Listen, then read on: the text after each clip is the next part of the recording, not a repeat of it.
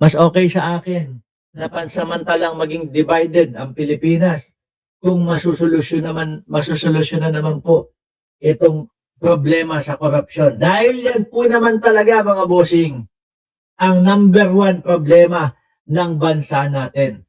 Paano malutas ang korupsyon? Paghadlangan ang proseso, sabi ni Purest Purple. Correct. Totoo ho yan, mga kababayan. No? O eto pa, may isa pang humahadlang, no? Doon sa Kongreso. Eto, hindi ko na masyadong kailangan magbigay na reaksyon, mga bossing. Pero pahiyang-pahiya po talaga. Yung anak ni Marcoleta, pahiyang-pahiya ho talaga, mga kababayan. Eto, If there are no other members who wish to comment on the sufficiency in form of the third impeachment complaint, we shall proceed to hear the position of the endorser of the fourth impeachment complaint. Marcoleta, pasok! No more members? We recognize the Honorable Deputy Speaker Paulo Ortega to manifest his position with respect to the sufficiency in form of the fourth impeachment complaint, that is Cabrera impeachment complaint. Thank you, Madam Chair. Maikli lamang po, I would like to manifest that in terms of form and requirements, the fourth impeachment complaint has complied in terms of form, and we have endorsed. Sandali lang. Nahinto ko lang si Congressman Ortega. Sabi ni I am Batman, yung mag-amang Yoda, naghihiraman yata ng wig. Bakit? Parehas ba? Oh, hindi pa, pag nakita natin. It on the date February 18, 2026. Thank you, Madam Chair. Thank you. Now we're opening the floor for comments and manifestations of the Justice members with respect to the sufficiency in form of the fourth impeachment complaint. The Honorable Zamora is recognized. Thank you, Madam Chair. As regards the fourth complaint, the complainant, a certain attorney Nathaniel G. Cabrera, signed the same and also executed a verification which states as Sandali, mukhang may pumalit kay ano pangalan nun? Yung isang congresswoman na maganda, na sinasabi nila Maharlika na retoke daw yung mukha. follows the allegation. Si Migs Nograles, mukhang may pumalit kay Migs Nograles. Ganda din si Madam, Allegations in the complaint are true and correct based on my personal knowledge or based on authentic records. The verification was signed and notarized on February 18 in Quezon City and was notarized by a certain attorney Jason San Buenaventura. The resolution of endorsement by Representatives Benvenido M. Abante Jr. and Representative Francisco Paulo V. Ortega V was signed on February 18, 2026. Both of them subscribed and swore before the Secretary General on even date. So, Madam Chair, we believe that the fourth impeachment complaint is compliant with the requirements of sufficiency of form. Thank you, Madam Chair. At yung mga DDS, isa-isa na pong mga nag-iiyakan, mga kababayan. Sabi ni Mami, Big Brazos, bye mga kasolid Mark, antok na ako. Pahinga ka, no? Bukas magsama-sama ulit tayo, 10:00 ng umaga. Anthony Cordoba, shoutout din sa'yo. Any other member who wish to comment on the sufficiency in form of the fourth impeachment complaint? No more? Can we proceed to vote now? As agreed upon at the onset, after we conclude on the deliberation on all the impeachment complaints, which at this point we only have two, the third and the fourth impeachment complaint, we shall proceed to vote. The chair is now ready to hear the motion with respect to the sufficiency or insufficiency in form of the third impeachment complaint. Madam Chair. The Honorable Zamora. Madam Chair, I'm Sandali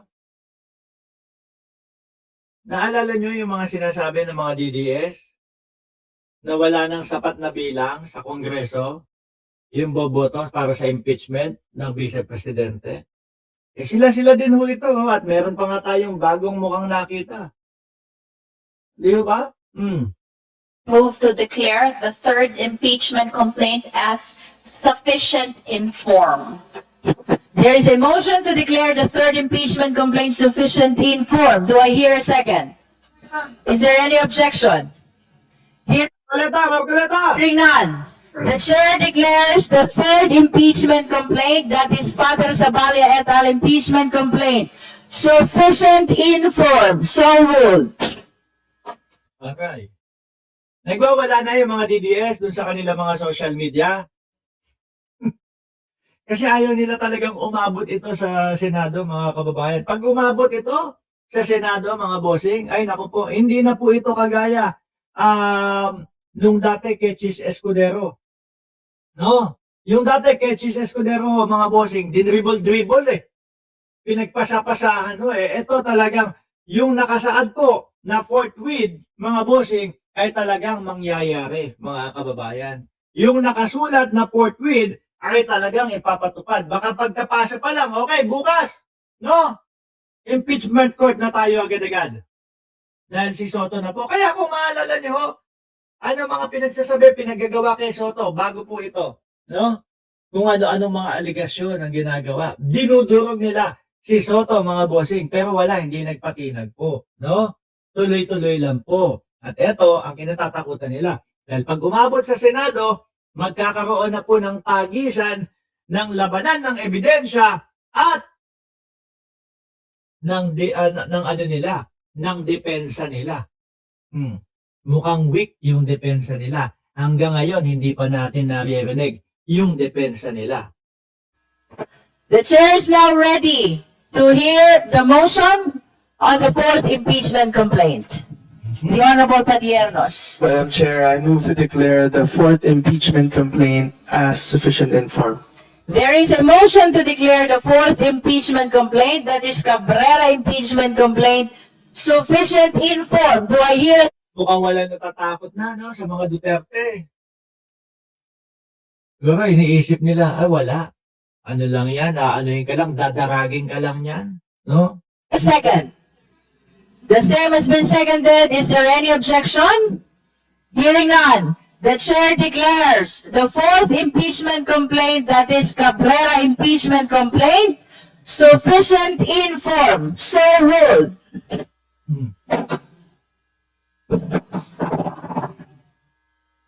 Magkaleta! Sino? Madam Chair, Ayan na! Mark Peluca! Banat! The Honorable Marcoleta. point of order. This is not directed to the members of the committee. Madam Chair, Ano po ito po? our good friend is not a member of the committee. Yeah, but I can. Perhaps you can just manifest instead of raising a point of order. Manifestation. Pagpasok pa lang, Madam Chair, point of order, hindi ka naman daw miyembro dyan. Pahiya agad. Alright, you may proceed, Honorable Marcoleta. This is not directed to the members of the Justice Committee, Ah, but I observed the presence of Mr. Kiko D from the audience. sandali, putulin ko ho, mga kababayan, ha. Kiko D, kung maalala niyo po, siya yung nag-thumbs down doon sa Senado, yung gumanon ho, mga bossing. Tapos pinalabas ho, mga kababayan. Yan yung pupuntahin ni Marcoleta, mga bossing. Though he was allowed to be an audience in the proceedings, despite his withdrawal of the second impeachment complaint, I suggest that he observe proper decorum. Because if you remember, May we know the action of the Honorable D or Mr. D, which is not consistent with decorum? I'm just speaking from experience when the Experience. Nung nangyari doon sa Senado, yun yung gusto niya ipaliwanag. Kaso, tatanungin ho, kung ano ang ginagawa ni D. Nakaupo lang ho yata, mga kababayan. when the Which means he hasn't committed any yet. not yet, but as a forewarn, as a premonition or a warning, he during the archiving of the impeachment at the Senate, Mr. Madam T, Chair, Mr. T, Madam Chair, wala pa naman palang ginagawa. Let us not, Wala pa no. Siguro pikon, ano? Pikon, hindi na. Ako sa simula pa lang, alam ko pikon tong mga Marcoleta, mga bossing eh. O, wala pa naman palang ginagawa. Bakit pa palabasin mo na? Point of order. Let us wait until he finishes and then I will just be allow me to recognizing. finish. During the archiving of the impeachment, Mr. T booed and made a gesture of thumbs down at the VIP gallery of the Senate. All right. All right. Honorable Marcoleta, but it is Let's pretend to apparent observe that proper decorum. the Honorable D hasn't committed anything yet which is not consistent to decorum. Would you like to say something, Honorable De Lima? Yes, Madam Chair, it is completely improper for our colleague here to raise that matter. And he has not Bakit gano'n yung mga Marcoleta, ano? Sa Kongreso, merong Marcoleta. Sa Senado, merong Marcoleta, mga bossing. Sabi ni I am Batman, mema lang. Bisit, oh. Sabi ni Yulet Reyes, mema lang siya. Oh. cited any act of misconduct or misbehavior on the part of Mr. Kiko D. And alluding Would you to like that, to make a motion to that effect? yes, my motion is to strike out the manifestation. Second, Madam Chair, there is a motion to strike out from the record the manifestation of the Honorable Marcoleta. The same has been seconded. Is there any objection? Hearing none, the motion is granted. The manifestation of the Honorable Marcoleta is hereby ordered stricken out of the record. Dapat ho yata si Marcoleta pinapalabas sa Kongreso, mga bossing eh. Para nanggugulo lang ho, ano? If there are no other matters which the members wish... Sandali lang ho, ha? Aatras ko lang, mga boss. Sandali lang. Aatras ko lang. Nagtatawanan yung mga audience eh, oh. Asan ba yun? Ayan, nagtatawanan yung mga audience eh. Di ba?